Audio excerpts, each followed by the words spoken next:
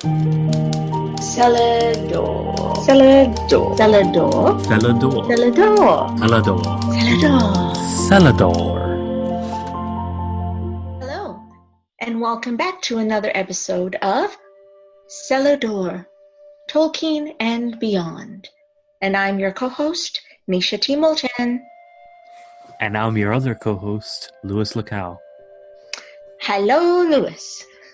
Hello, Neisha. So we are back for another round of amazing discussions, because you and I always have so many discussions, just trying to choose the discussions we're going to have on this show.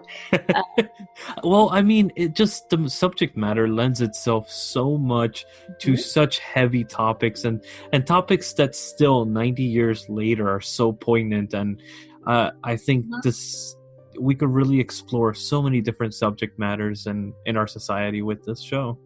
Right. And I think you and I made a decision that that is where we're going to go in terms of bringing the literature divide to the people.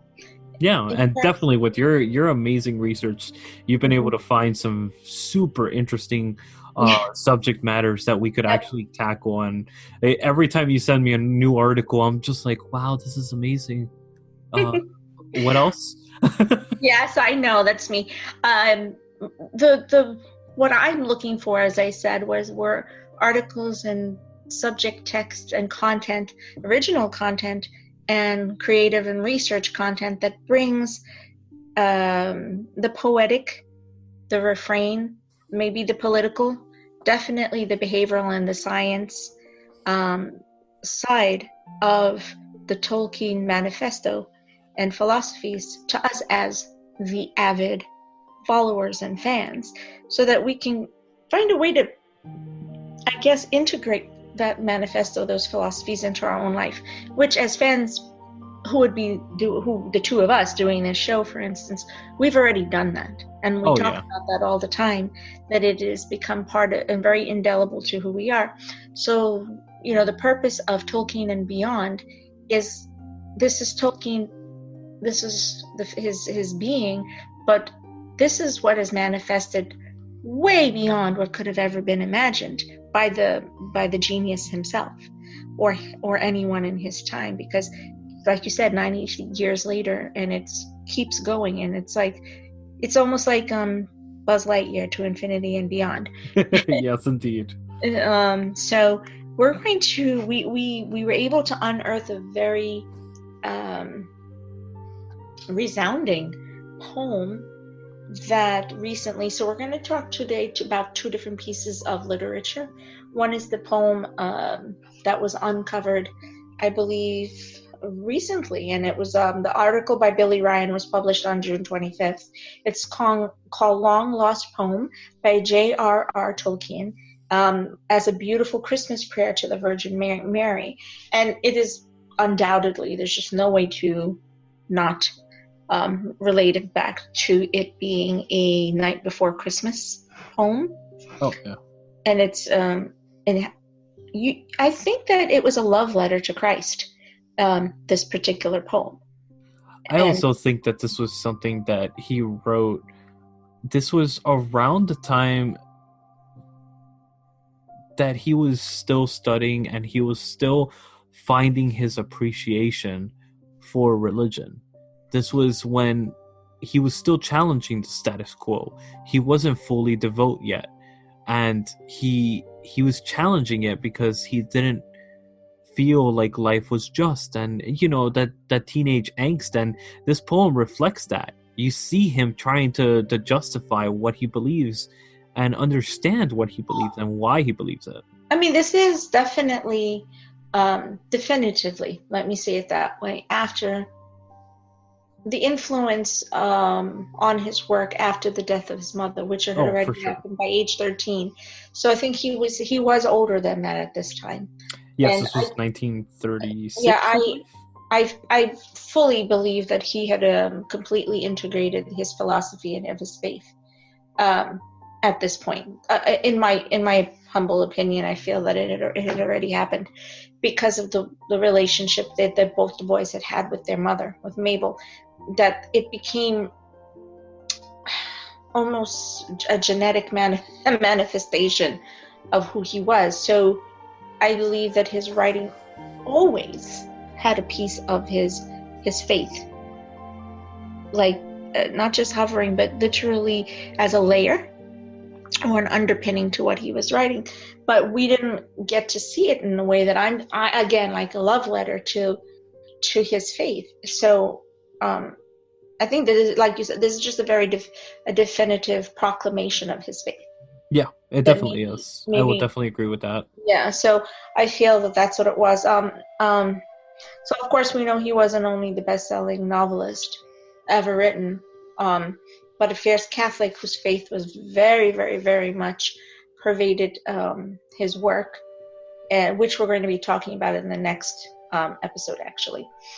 So, letter 250 from the collective The Letters of J.R.R. Tolkien says, "Besides the sun, there may be moonlight, but if the sun were removed, there would be no moon to see. What will Christianity now be if the Roman Church has in fact been destroyed?" So, he at this time was looking at Catholicism as the shining light, the beacon. Yep. And it was Minas Tirith. It was that bright white light in the distance. You got it, exactly. That hope in the shadows of Mordor. You got it. So exactly. So then thank you. Of course, you're going to bring that back to the books, because at this time he was looking for a visual, physical visualization, as it were, for what he felt that the Catholic faith could bring to humanity and to culture and society at the time. And I feel that little letter is telling us that without the Roman Church, which is of course referencing Catholicism, that as the underpinning or the highest faith of Christianity, was the only thing that could shed that type of light on the world.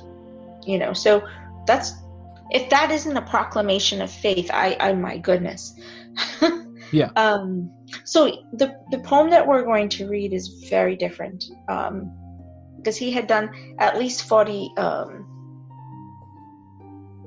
poems that he'd published through his lifetime, but that wasn't his main genre, right? It's not what his accolades were about. And then in 2016, they found the two lost poems. I believe it was an Anglo-Saxon scholar this article talks about, that was written in 1936 in an annual magazine. It was called Our Lady's Abingdon in Oxfordshire. And that again is Our Lady's Abingdon in Oxfordshire. And of course, Lewis, you will be putting the references up on the episode, so everyone can go back and open the link and see these things and read. Of the two, one is a Christmas poem that that I believe I'm going to be reading in a few moments. Yes, you are. Entitled Noel, dedicated to the Virgin Mary.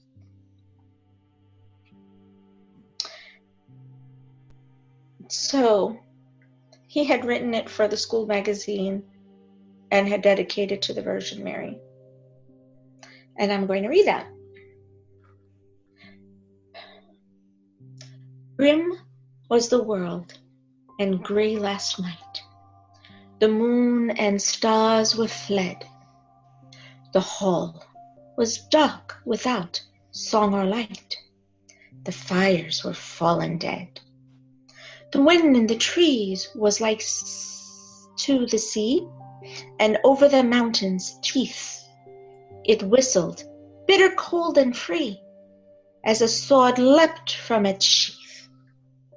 The Lord of the Snows upreared his head, his mantle long and pale, upon the bitter blast was spread, and hung o'er hill and dale.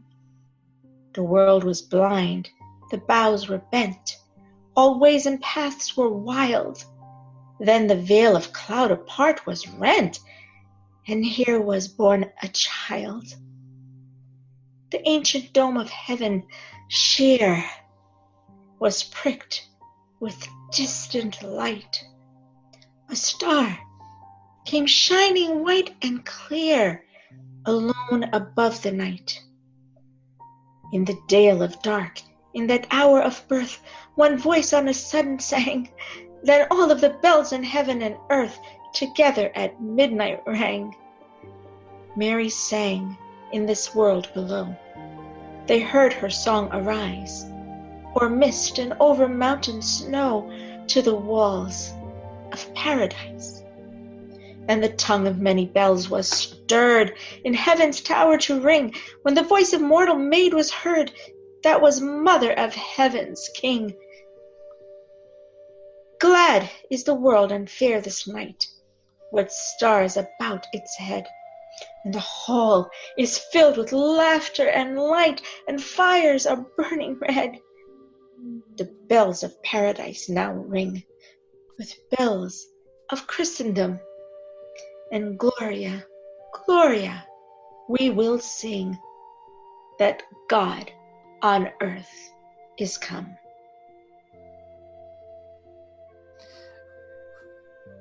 It's amazing how you catch so many different references to the mythology in this poem, and where Tolkien included this type of mythology just from this poem alone. Mm-hmm. It was incredible from the stars. His obsession with the stars, and that being his first beginning, was talking about the moon and stars, and that's how all his elves, they worship the stars and everything. And it's interesting how intertwined Christianity is, or Catholicism is, with the Tolkien mythology. So in the very beginning with LOTR, you know, when the Ainur are singing in unison, and they're creating in the act of creationism in the halls of the dark halls, remember? Yep. So the hall was dark without song or light. The fires have fallen dead. For me, that's perfect reference right there. Yeah, I mean, fires were fallen dead, and the winds in the trees was like to the sea, and o'er the mountain's teeth its whistle bitter cold and free as a sword bled from its sheath. For me, these are the moments of the destruction of Melkor, and actually more, because I feel like this particular piece is referenced at least 4 times, because you also have the Fellowship, and you have the 9 and the ring bearer walking over the mountains, right? Bit through the bitterest of coals, with the sheets unbared, so that they could protect the Fellowship, right? I mean, maybe you're seeing it differently, but I that's how I'm seeing this. I just feel like it lays such a strong foundation. I automatically thought about them crossing the mountains. I'm sorry, I'm being a bad Lothlorian here. I forgot the name of the mountains at the moment.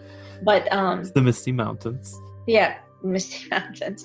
And the first thought that came through mine was the Battle of the Last Alliance, and how basically the way that the book encapsulates it is it's talking about seeing from the mountain peaks. You're able to see this massive army that assembles in what's now known as the Dead Marshes. And from every point in the land, you see this massive army that's assembling to beat Mordor. And then the gates unleash, and from the jagged rocks off in the distance in Mordor, the whistled bitter cold and free as the swords leapt from its teeth. That's exactly what I imagine when I think of that battle sequence, and what I think of when he writes about it in the book, because he spends like a good 3 pages describing before the battle sequence even happens, which the battle sequence finishes in about one chapter, in one paragraph, because that's how Tolkien always writes, but it's the lead up to the battle that he builds up the anticipation It's of.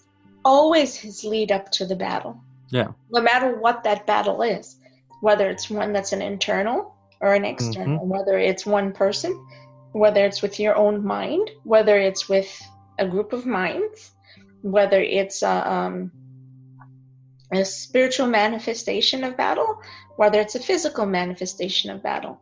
And even this poem has, how many stanzas does it have? And only the last stanza is technically the birth. So it's like all this lead up and then one stanza for the birth. That's it. That's all you're getting. this imagery of the skies being torn asunder and the light renting. Come on, how many times did we see this referenced? Oh yeah, plenty of times. It's incredible. It's continuity, but I'm trying to think. There's a word. It's always the darkest before the light type of moment in the books, and it's whenever Tolkien is actually describing the lead up to the battle, and when everything feels hopeless, he puts this dark imagery in your mind, and then suddenly this dark imagery is let loose, and then it diminishes suddenly, and everything kind of works out. And I think that's what I get from this poem. I get that exact same thing. I feel like that dark plight, like everything's about to die, everything's about to fall apart, and then suddenly this hope. In Lord of the Rings, it's the eagles flying over Mount Doom and saving our heroes that just went through this amazing journey, and they're willing to give their life on the edge of Mount Doom. And the eagles came and saved them. And same thing with the army that's led through Gondor and up to Mordor's gate. And they knew that they were going to lose their life. They thought they were going to lose this battle, but they were giving the chance for Frodo and our heroes to destroy the ring. Yet they got saved at the last minute by Frodo and Sam. And it's just incredible. It's that same thing. It's that darkness right before the light. And that imagery is throughout. So it's a pivotal image. It's not just that. It's the nucleus of the emotion, of the emotive or the empathy or the empathetic connection or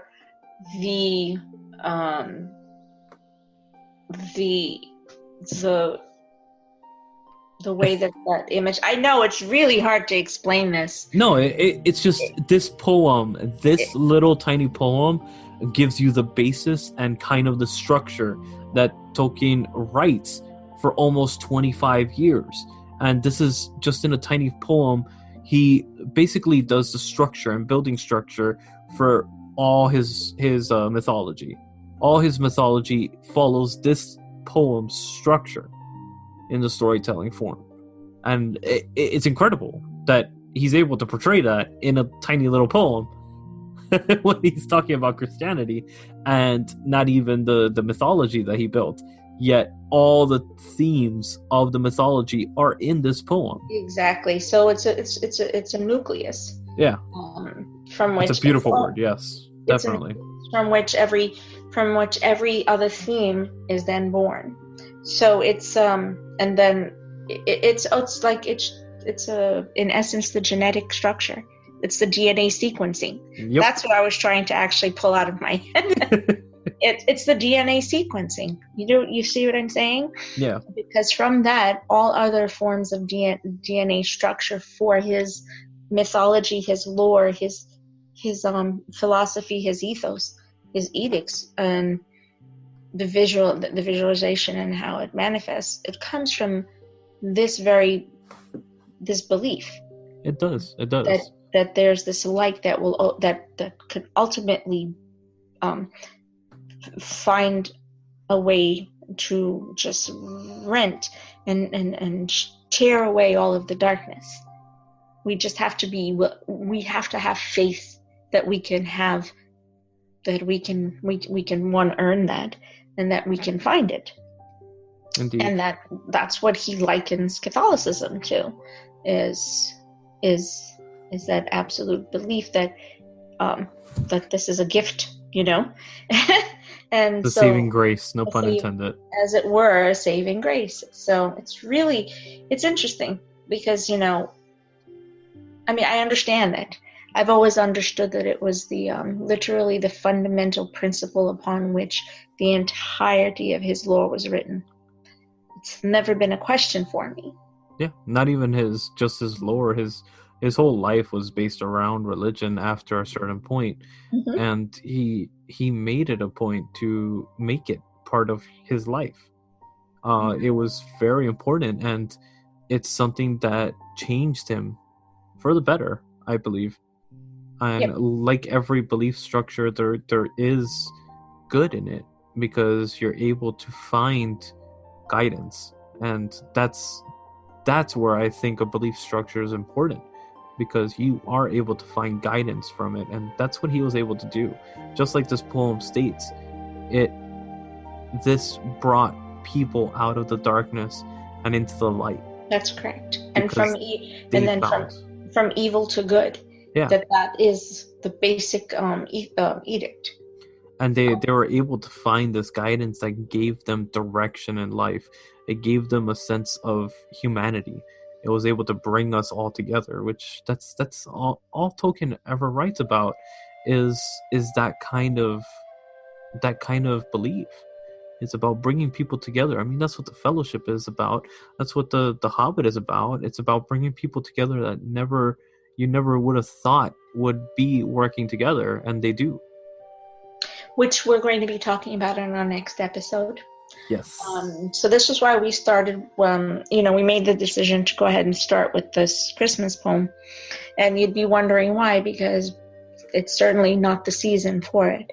But in order for us to delve deeper into our personal understanding of the principal structure of the life and the Tolkien and Beyond, literally, we wanted to lay the foundation of this poem as a really beautiful image to help you to be able to look into the looking glass of the rest of his work and his life.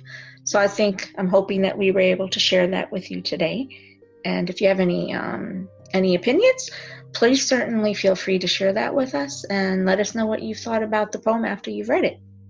Yeah, definitely. And join us on Facebook for our both our group discussion and our page, because we're able to post up articles on there as well throughout the week that we haven't had a chance to discuss on here, or it's something that we don't feel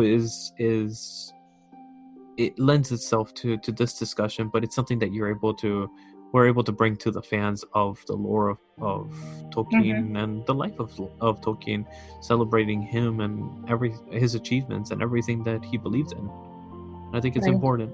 So please definitely come and share your opinion, not only just on the podcast subscription and rate us and all that stuff, but please join our discussion and join us on our daily discussions that we have on the group as well.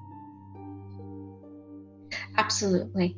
All right. Thank you so much for this episode today, where we spoke about the faith of Tolkien, and very specifically what's called a long lost poem, Beautiful Christmas Prayer to the Virgin Mary, where we discussed the faith of Tolkien's faith as the shining light that rents the hells and the heavens to be able to bring us to the gates of heaven again. And a great analogy that is used throughout the Tolkien lore and throughout his writings. And hoping that we can bring you some more of that over our next episodes. Again, this was a long lost poem by J.R.R Tolkien, published on www.ucatholic.com, and we will be posting that to our site this week for you. And as always, thank you so much for listening to Cellar Door, Tolkien and Beyond. I am Neisha T. Mulchan. I am Louis Lacau. Looking forward to meeting with you again. Yes, indeed.